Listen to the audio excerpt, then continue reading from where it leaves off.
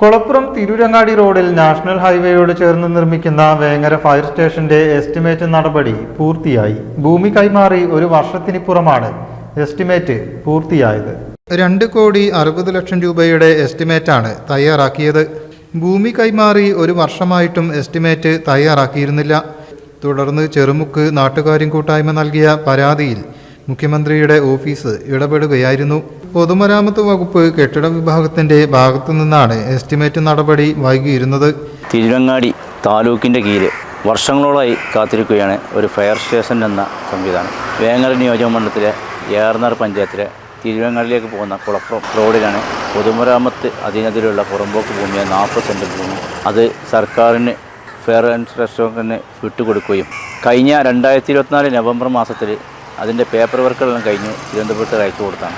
തുടർന്ന് 2025 നവംബർ 1-ാം തീയതി ആയിട്ടും അതിൻ്റെ എസ്റ്റിമേറ്റ് നടപടി പൂർത്തിയാകാത്തതിനെ തുടർന്ന് ചെറുമുക്ക് നാട്ടുകാരും കൂട്ടായ്മ അത് ഫെയർ സ്റ്റേഷൻ ഡയറക്ടർക്കും മുഖ്യമന്ത്രിക്കും പരാതി നൽകിയതിനെ തുടർന്ന് മുഖ്യമന്ത്രിയുടെ വിത്ത് മീ സെൻറ്ററിലേക്ക് പരാതിപ്പെടുകയും ചെയ്തതിൻ്റെ അടിസ്ഥാനത്തിൽ കഴിഞ്ഞ ദിവസങ്ങളിൽ അതിന് എസ്റ്റിമേറ്റ് ഉടൻ പൂർത്തീകരിച്ച് 2,60,00,000 രൂപ അതിൻ്റെ നടപടിക്രമങ്ങൾ പൂർത്തീകരിച്ചിട്ടുണ്ട്. ദേശീയപാത, എയർപോർട്ട്, യൂണിവേഴ്സിറ്റി, താലൂക്ക് ആശുപത്രി ഉൾപ്പെടെ പ്രധാന സ്ഥാപനങ്ങളും നിരവധി വ്യവസായ കേന്ദ്രങ്ങളും ബഹുനില കെട്ടിടങ്ങളുമുള്ള ഈ സർക്കിളിൽ ഫയർ സ്റ്റേഷൻ വേണമെന്ന ആവശ്യത്തിന് വർഷങ്ങളുടെ പഴക്കമുണ്ട്. ഇവിടങ്ങളിൽ തീപിടുത്തമുണ്ടായാൽ ഫറൂഖ്, മീൻചന്ത, താനൂർ, തിരൂർ, മലപ്പുറം പ്രദേശങ്ങളിൽ നിന്നെല്ലാമാണ് ഫയർ എഞ്ചിനുകൾ എത്താറുള്ളത്.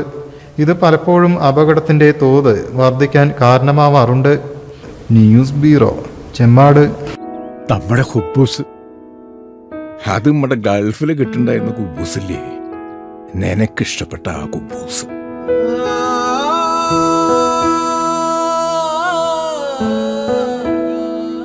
പ്രവാസികൾക്ക് മാത്രല്ല, ഇപ്പൊ നാട്ടിൽ എല്ലാവർക്കും അൽദാൻ കുബൂസ് മാത്രം മതി. അൽദാൻ കുബൂസ് ഇപ്പൊ ന്യൂ ജനറേഷന്റെ ഇഷ്ട കുബുവല്ലേ. ഷുഗർ ഉണ്ടെങ്കിൽ ഗോതമ്പിന്റെ കുബൂസ് ആവാട്ടോ. മലയാളിയുടെ ഭക്ഷണ താല്പര്യങ്ങൾക്ക് ഇനി പുതിയ സ്വാദ്. അൽദാൻ ലെബനീസ് കുബൂസ്.